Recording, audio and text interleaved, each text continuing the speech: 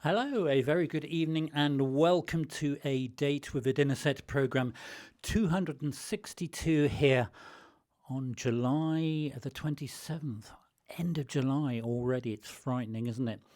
I hope this finds you well. You've probably worked out, if you didn't already know, that this programme is recorded. Sadly, I cannot be with you live this evening, but if you were with us in our chat room last week, you will have heard me explain that tonight is actually quite a special programme on A Date with a Dinner Set, and it's one that's been in the making quite a long time. A couple of years ago, in fact 3 years ago, somebody made a comment, "Oh, that's like the start of that piece," and that's where the ideas come from. So this evening's Date with a Dinner Set is going to be, as I say, it is recorded live, by which I mean we play through and talk in exactly the same way as we would as if we were live, warts and all, so you get the next best experience to being truly live. And obviously I hope you are going to chat away in the chat room, not argue, chat away in the chat room and enjoy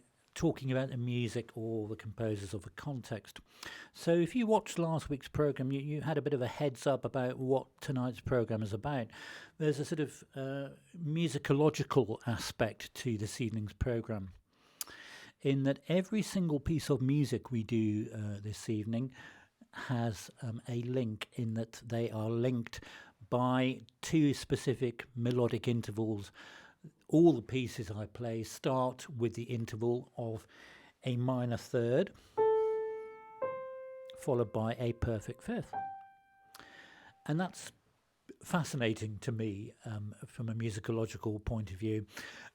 It's quite interesting. There's some other facts that we will sort of let you know about as we go on with the programme. Anyway, our opening music, which indeed also started with a minor third and a perfect fifth, commonly known as the music for This Is Your Life, which started off its TV live, well, in America in the very early 1950s, and then we had a version in the UK from the mid-1950s.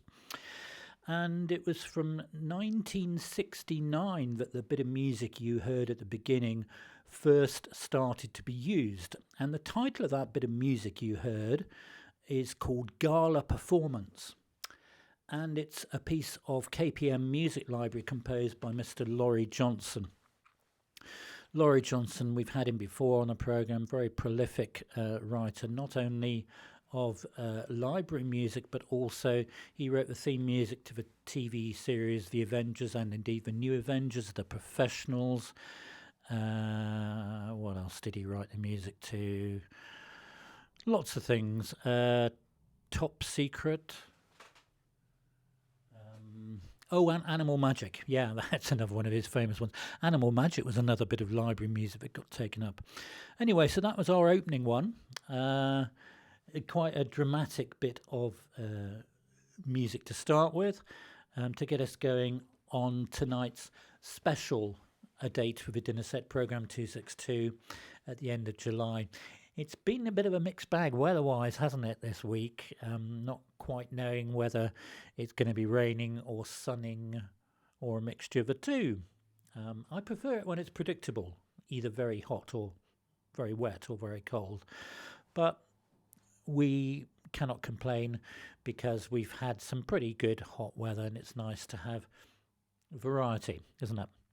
So, armed with the knowledge that all this evening's pieces begin melodically with the interval of a minor third and a perfect fifth, you will know at least 1, 2, 3, 4, 5 out of the 6. You may even know all 6. They're quite memorable from that point of view. I'm really excited when a few months ago I found the 6th piece to complete the jigsaw and knew that we could do this special programme. So I hope you don't get bored with the intervals by the end. Hopefully there's enough variety within the songs and the styles themselves to keep you entertained. As always, if you're in the chat room, then do chat away, and we'll just enjoy ourselves, yeah, as we always do on A Date with a Dinner Set. Coffee first, before we launch in.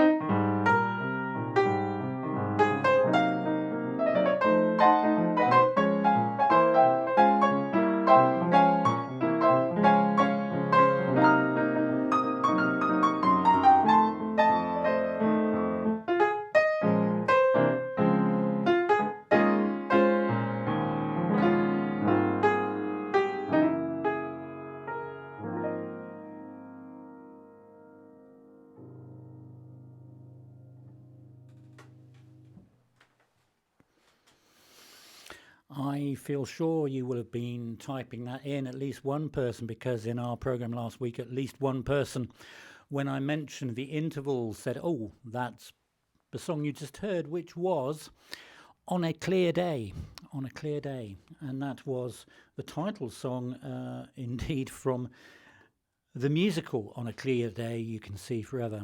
That musical composed back in 1965. By the team of Alan J. Lerner on the lyrics, Lerner as in My Fair Lady Brigadoon, with music by Burton Lane. Burton Lane famously composed two very successful musicals, Finian's Rainbow and this one, On a Clear Day, You Can See Forever, and that is the title track. A little bit jazzed up, but it's become quite a standard in its own right. It's a great song. The story, I believe, of On a Clear Day is about a woman with ESP. I've not seen either the film version or the musical, but it does sound interesting enough to warrant a view. So, yes, it was made into a film in 1970 starring Miss Barbara Streisand. And she, of course, recorded the title song in her own inimitable way. Very famously, that film directed by Vincent Minnelli, Liza Minnelli's father in his heyday as a film director. So here are the composers. There's Burton Lane, who looks to be quite a tall man. unless Alan J. Lerner is not quite as tall. Well, he isn't. He isn't in the picture, but you know what I mean. Burton Lane looks to be quite a big guy, but they clearly had a very successful writing partnership as well as friendship. So that was our opening one on our program M3P5 minor third perfect fifth, a date with a dinner set, program 262 here on July the 27th. I'm sorry we're not live, but we do the next best thing, which is to record live, doing all the things we do, which means that at this point I press this button and say, if you like what you see and hear, then please do press the thumbs up. Make sure you press the button on the left and it will illuminate for you, and that will help our channel to continue to grow. We're very, very grateful. If you like what we do give it a thumbs up. Fantastic stuff. So tonight's tie, you can probably see glowing away, is Starfish, and its designer Yves Saint Laurent. So there we go. On to our next piece of music. Do enjoy.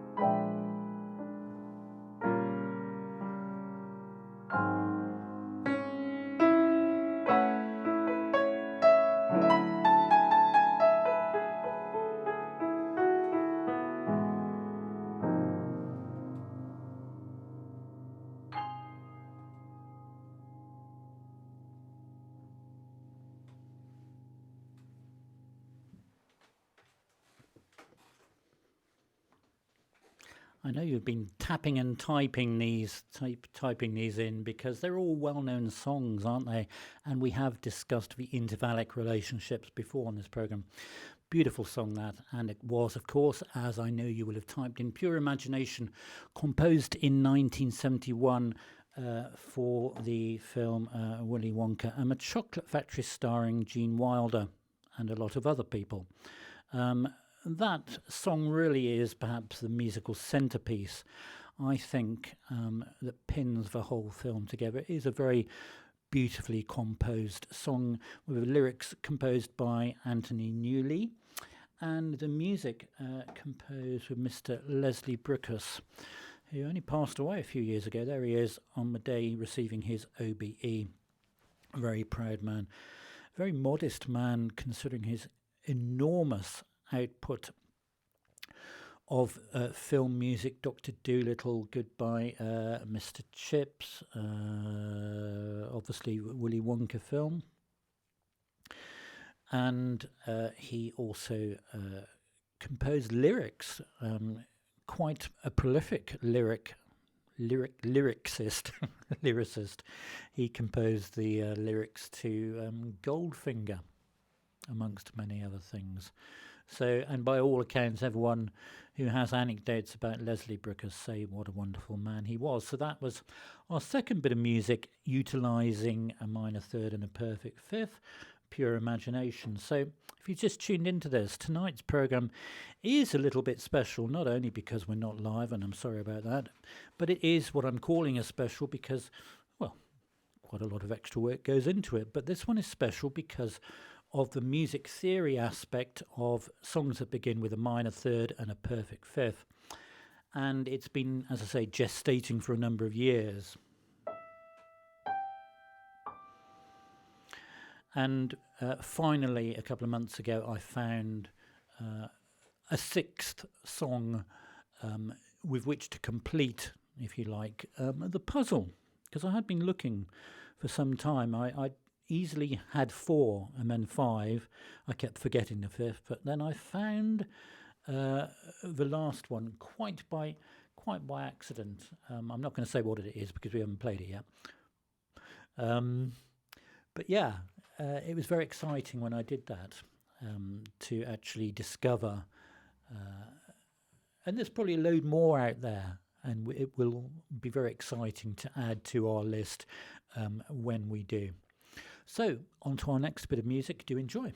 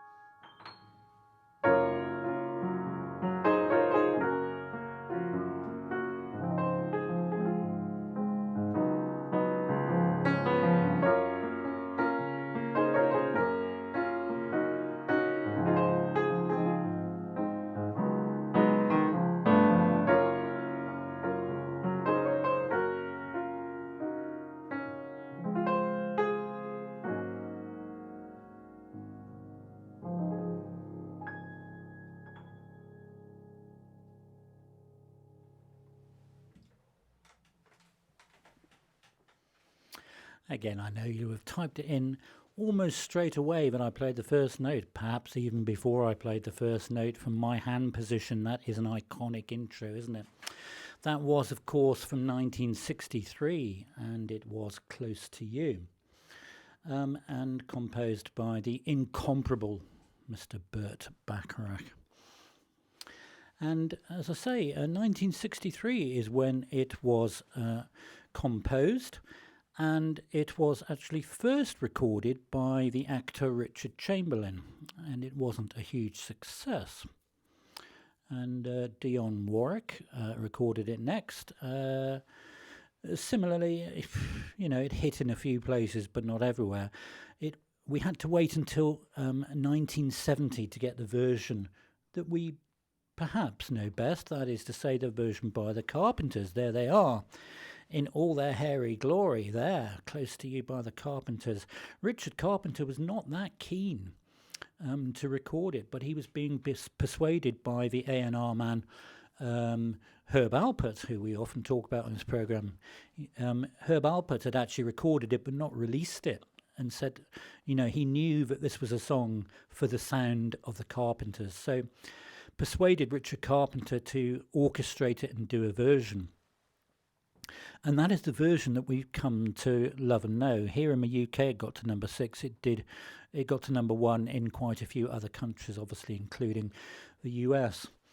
And as I say, composed by Burt Bacharach. And with the Carpenters version, Burt Bacharach said to Richard Carpenter, you know, do whatever you want, because Burt Bacharach recognised that Richard Carpenter is an amazing musician, arranger and orchestrator. Do whatever you want, but there's one little facet I do want you to keep from my original in your arrangement, and it's this little bit. A little 5-note simple riff that connects the bridge back to the verse. So that's where that came from. It was in the original Burt Bacharach recording. And Burt was very, very happy with the Carpenters' result and said, in actual fact, you know, Richard and Karen have produced a single much better than mine. So there we go. That was our next one in our exploration of minor third and perfect fifth. Now look, the upload that went up on Friday, the 25th of July, was the peaceful, beautiful Nocturne, Notturno, Opus 54, number 4 by EDVARD Grieg, completing July's month of calming and classical. And it's such a beautiful, evocative piece. If you don't know it, do have a listen. There is, as always, a link beneath this. And some nice scenery to look at as well, of the fjords, and I think we get a glimpse of Grieg's own house in Trollhättan as well. We sadly don't get to try a piece of Mrs. Grieg's gingerbread. Apparently she made very nice gingerbread. But you can be floated away in the calm serenity of Grieg's Nocturne if you follow the link beneath this. That was the upload from Friday the 20th. Oh, there's Grieg's house. There we go. So do have a listen to that, because it is such a beautiful, calm piece. So after all that calmness, I think we need something a little more lively. I am just going to finish this coffee, which has got to its usual critical temperature just at the wrong moment when I need to play rather than be talking.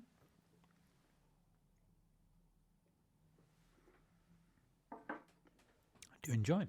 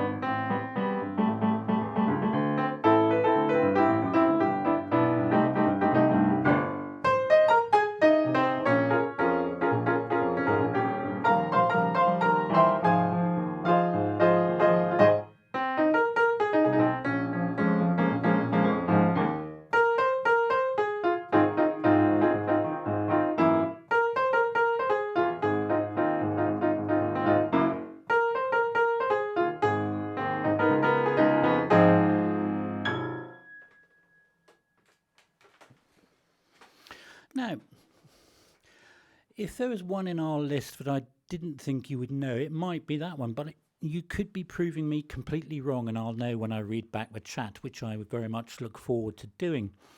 It's one of those tunes which is actually quite famous, but whether people can remember it or not, I don't know. That's what I call number 5 on my list, for one that kept creeping in and out of my head. It's one of those tunes that I've known for ages, that sort of fast bossa nova, slow samba styling. And it's called Quando, Quando, Quando, When. And it was composed by this chap, who also sang the first recording, Tony Renis, 1962. And it was quite a hit in Italy and the rest of Europe at the time. And then it got, who else recorded it? Pat Boone recorded it. And then very famously in 1968, Engelbert, our own Engelbert Dinkerhump, recorded it, and it became a hit for him as well.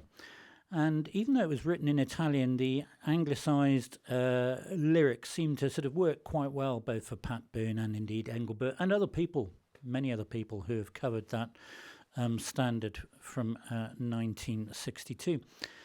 And usually when it's sung, they leave quando, quando, quando as the Italian in it rather than when. And that's one of the things that gives it its quirkiness, that moniker. So I hope you enjoyed that one. And as I say, you may be surprised at me that you did know what it was called, and certainly may have recognised it.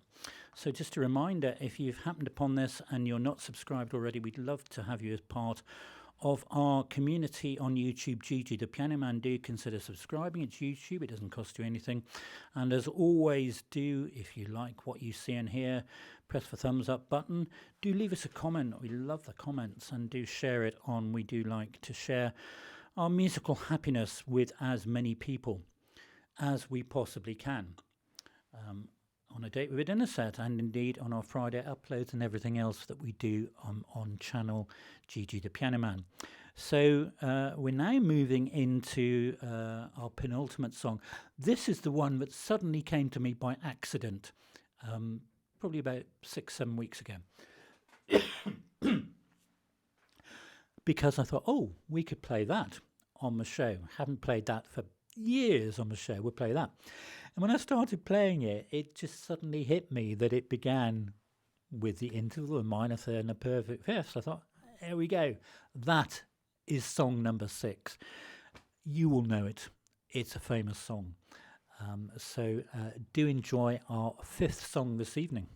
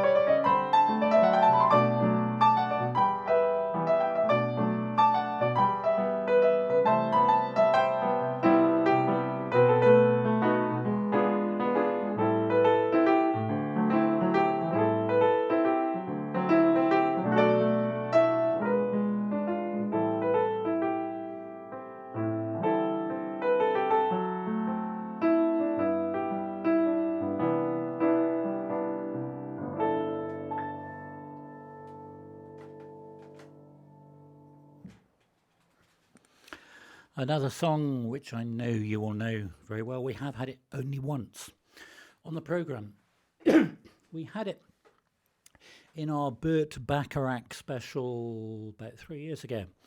It was, of course, well, it still is, What the World Needs Now. What the World Needs Now. And composed, of course, by that winning team of Mr. Burt Bacharach and Hal David, looking quite tanned there, unless it's rather odd lighting, collecting multiple Oscars and awards.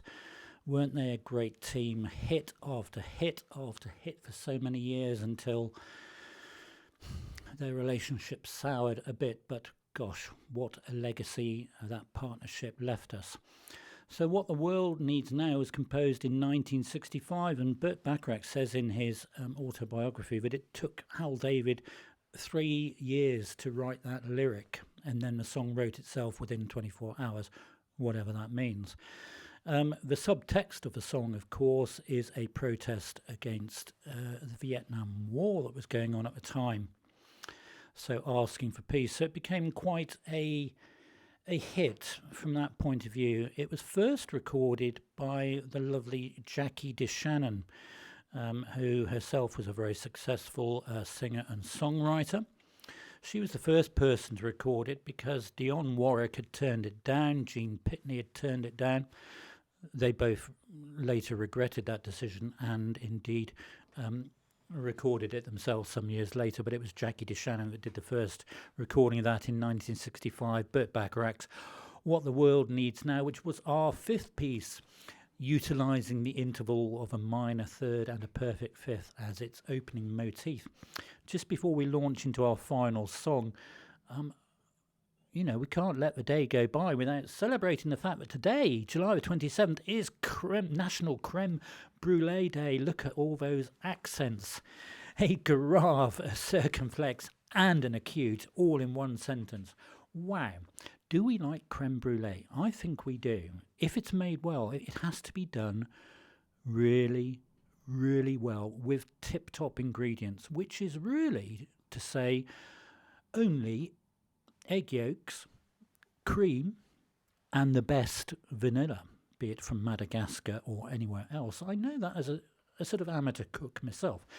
And also what I would say is you don't really want much of it. So restaurants that think they're doing you a favour by producing a great big vat of it are not, particularly if it is inferior. You just want a little soupçon, a little morsel of that. And I'm not sure you want all that... Sorry, I nearly said something dodgy then. All that rubbish on the top. Just leave it how it is. If it's done well, as I say, it's a nice dish. And I wonder how many kitchens have got a what I call a creme brulee flamethrower in them. We did buy one when not long after we were married, and used it about twice for creme brulee and other things. And our eldest managed to take it into the garden and set fire to quite a few things, mainly ants, it has to be said. So that was thrown away. But it's amazing how often, if I'm in somebody's kitchen, I look around and think, there's the creme brulee torch. I wonder how often that gets used. Anyway, that's what we were celebrating today. So just before we go into our final song, so you have been watching a very special edition of A Date with a Dinner Set. Sorry it is recorded, but it is a special one because all of today's songs have been utilising the interval of a minor third followed by a perfect fifth as they're starting, and I find that fascinating, as I say, from a music theory point of view, that can happen. But it's not... it's not unheard of to have a fixation about chords or intervals. And Leonard Cohen, in his song Hallelujah, famously talks about...